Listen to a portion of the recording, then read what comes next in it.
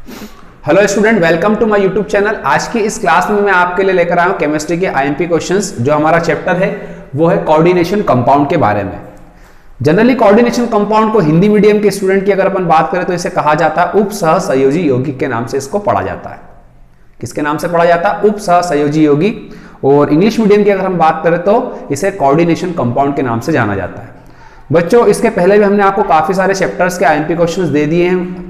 आप हो सकता है कि किसी को नहीं मिले तो आप हमारे चैनल पे जाइए, आपको सारे आईएमपी क्वेश्चंस मिल जाएंगे, आप उन्हें वहां से कंप्लीट कर लीजिए। इसके अलावा अगर जिन बच्चों ने क्वेश्चंस ले लिए उनको अच्छे से याद कीजिए, उनकी प्रैक्टिस कीजिए। ठीक है, तो इस वीडियो में हम बात करेंगे कोऑर्डिनेशन कंपाउंड के बारे में। तो हिंदी मीडियम वाले स्टूडेंट हो या इंग्लिश मीडियम के स्टूडेंट हो, सबसे पहले आपसे यही कहूंगा कि आप अपनी नोटबुक लेकर बैठे, कॉपी पेन लेकर बैठे, ताकि आप जब लिखें क्वेश्चंस जब मैं बोलता जाऊं तो आप उसको लिखते चलिए, आपको बार बार परेशान होने की जरूरत ना पड़ेगी। ठीक है स्टूडेंट, तो चलिए सबसे पहले हम बात करते हैं डिफाइन। आपको डिफाइन करना है, क्या डिफाइन करना है? कोऑर्डिनेशन नंबर, इसके बाद में कॉम्प्लेक्स आयन, देन आपके पास रहेगा ENA, then chelate, ligand, spectrochemical series. तो इन सब की आपको डेफिनेशन लिखना है। किस किस की डेफिनेशन लिखना है? तो डेफिनेशन के लिए हमारे पास सबसे पहले आएगा कोऑर्डिनेशन नंबर, कि कोऑर्डिनेशन नंबर को आपको डिफाइन करना है। इसके बाद आपके पास रहेगा कॉम्प्लेक्स आयन, इसकी भी आपको डेफिनेशन लिखना है। देन किलेट और ENA, इन सब के आपको डेफिनेशन लिखना है। और लिगेंड क्या होता है इसकी भी डेफिनेशन आपको पता होना चाहिए, और स्पेक्ट्रोकेमिकल सीरीज की भी आपको डेफिनेशन पता होना चाहिए। देखो, मैंने डेफिनेशन इसलिए इसके अंदर पहला नंबर का क्वेश्चन दिया है क्योंकि जब हम कोऑर्डिनेशन कंपाउंड पढ़ते हैं तो ये सब बेसिक है। अगर हमें इनकी डेफिनेशन ही नहीं पता होगा तो हम आगे चैप्टर को कैसे याद करेंगे, कैसे लर्न करेंगे, कैसे समझेंगे। इसलिए हर चैप्टर की पहले हमें बेसिक सी डेफिनेशन पता होना चाहिए, जिससे हमें उस चैप्टर के बारे में पता चल जाता है कि मुझे इस चैप्टर में करना क्या है। इसके अलावा हमारे जो 1 और 2 मार्क्स के जो क्वेश्चंस होते हैं उनका भी हमारा काम आसानी से हो जाता है इन डेफिनेशन से। इवन 1 वर्ड तक भी हमारा काम आसानी से हो जाता है। ठीक है बच्चों, हिंदी मीडियम की जब हम बात करेंगे तो वो क्या लिखेंगे कि भैया उप सहसंयोजी कोऑर्डिनेशन नंबर को हम बोलेंगे उप सहसंयोजी संख्या किसे कहते हैं या समन्वय संख्या किसे कहते हैं। इसके बाद आप लिखेंगे संकुल आयन की परिभाषा आपको लिखना है, ENA की परिभाषा आपको लिखना है, और किलेट की परिभाषा आपको, हिंदी में भी इसको किलेट ही बोलेंगे बेटा, तो किलेट की परिभाषा आपको लिखना है। लिगेंड है तो लिगेंड को भी हिंदी में भी लिगेंड ही बोलते हैं, तो लिगेंड की परिभाषा हो जाएगी आपकी। इसके बाद आ जाएगा स्पेक्ट्रोकेमिकल सीरीज, तो आप इसको स्पेक्ट्रोकेमिकल सीरीज ही लिख लीजिए, जिससे आपको याद करने में भी आसानी रहेगी। देखो, कुछ वर्ड ऐसे होते हैं बेटा जो हिंदी में याद करना बहुत डिफिकल्ट होते हैं, बहुत टफ वर्ड होते हैं, तो उन्हें हम इंग्लिश में याद करें चाहे लिख देंगे हम उसको हिंदी में। ठीक है बच्चों, तो पहला क्वेश्चन आपका डेफिनेशन का है। अगर आपने फर्स्ट क्वेश्चन कर लिया मतलब आपको चैप्टर के बारे में समझ में आएगा कि मुझे इस चैप्टर में पढ़ना क्या है। ठीक है, सेकंड क्वेश्चन की बात करते हैं, difference between double and complex salt. क्या है हमारे पास सेकंड क्वेश्चन? डिफरेंस। देखो, डिफरेंस आ गया, इसका मतलब हमें इसके अंदर भी 4 to 5 पॉइंट्स करना है, लेकिन हम 4 पॉइंट की बात करेंगे कि अगर आपको कोई भी डिफरेंस आता है किसी भी चैप्टर से आप लर्न करते हो तो कम से कम उस चैप्टर के अंदर आप 4 डिफरेंस तो कीजिए, उस चैप्टर के डिफरेंस के अंदर कम से कम 4 पॉइंट तो कीजिए। जैसे कि मैंने यहां पे लिख रखा है डबल सॉल्ट और कॉम्प्लेक्स सॉल्ट में डिफरेंस, तो आपको इसके अंदर 4 पॉइंट याद करना और लिखना है। हिंदी मीडियम इसे क्या लिखेंगे?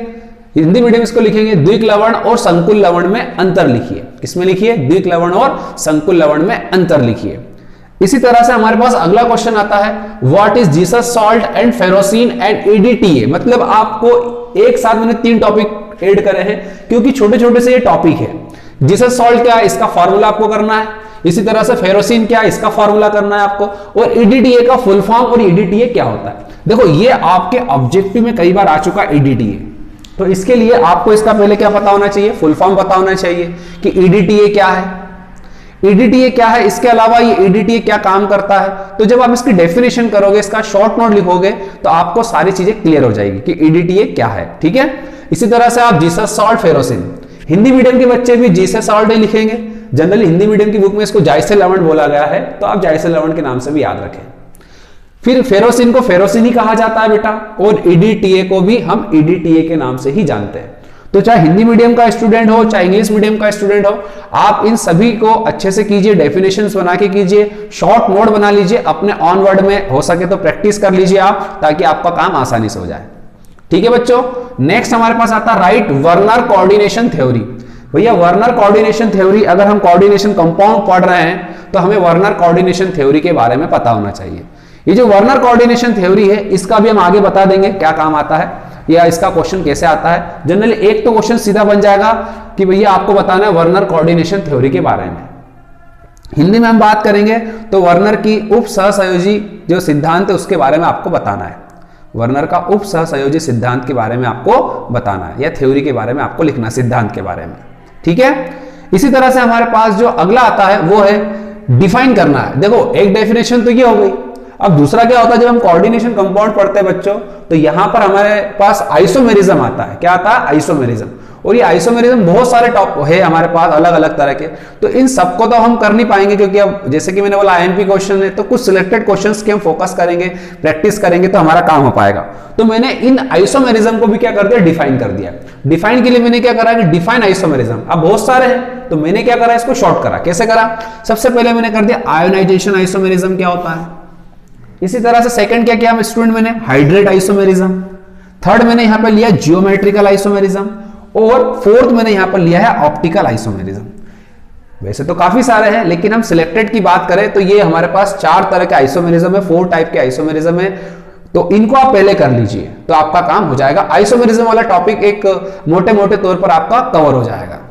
फिर बात आती है हिंदी मीडियम के बच्चे, तो भैया देखो डिफाइन करना है। आइसोमेरिज्म को बोला जाता है समावयवता। क्या बोलते हैं इसको? समावयवता।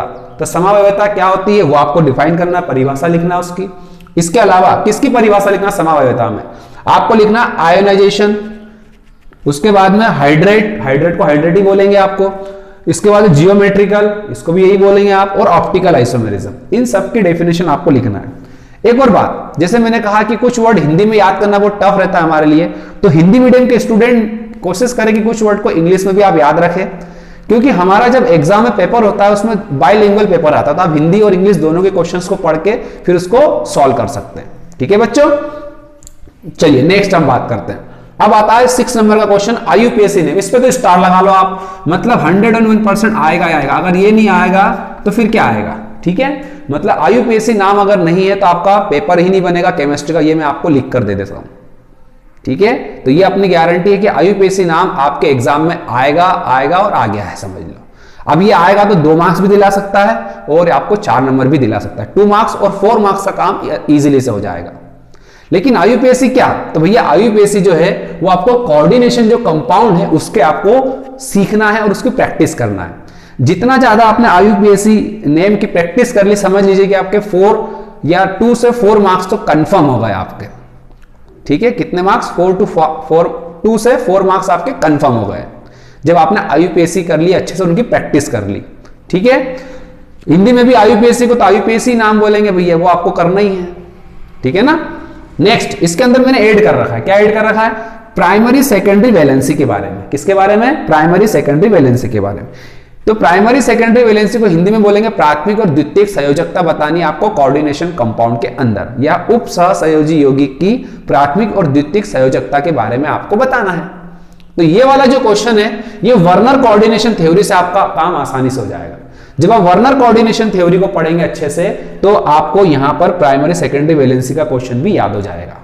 तो वर्नर को कर लो तो ये क्वेश्चन आपका ऑटोमेटिक हो जाएगा। आईयूपीएससी सेपरेट है, जो आता ही 101% आएगा ही आएगा आपको।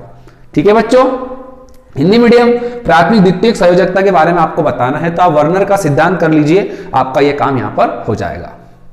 इसी तरह से हमारे पास आता है क्वेश्चन नंबर 7। क्वेश्चन नंबर 7 जो लास्ट हमारा, उसमें हमने दे रखा एक्सप्लेन स्ट्रक्चर, मतलब आपको ये स्ट्रक्चर एक्सप्लेन करना है, लेकिन किसके बेसिस पर? ये आपको बताना हाइब्रिडाइजेशन के बेसिस पर। मैं यहां लिख देता हूं, इसके बेसिस पर बताना है आपको हाइब्रिडाइजेशन के बेसिस पर।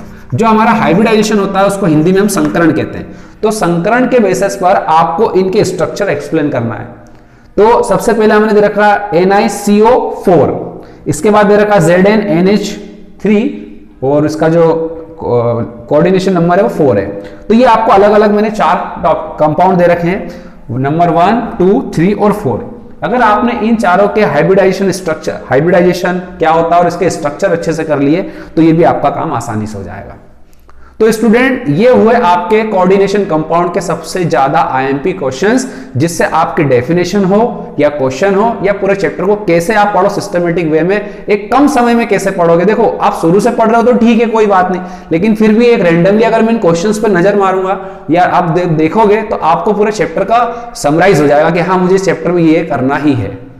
ठीक है, तो इस तरह से चाहे हिंदी मीडियम के स्टूडेंट हो चाहे इंग्लिश मीडियम के स्टूडेंट हो, आपने शुरू से पढ़ा हो या नहीं पढ़ा हो, आप अभी पढ़ना स्टार्ट किया हो तो चलेगा। आप पहले इन क्वेश्चंस को कर लीजिए बच्चों, आपके एग्जाम में 101% आपका काम हो जाएगा और आपको कोई टेंशन नहीं रहेगी कि मेरे मार्क्स कितने आएंगे। अगर आपने हमारे सारे चैप्टर्स के वीडियो देख लिए हैं या देख रहे हो तो आप इन सारे क्वेश्चंस को पहले कर लीजिए बच्चों, आपको 12th केमिस्ट्री में टेंशन लेने की जरूरत नहीं है। ठीक है, तो thank you so much for watching my video. मिलते हैं आपसे अगले वीडियो में।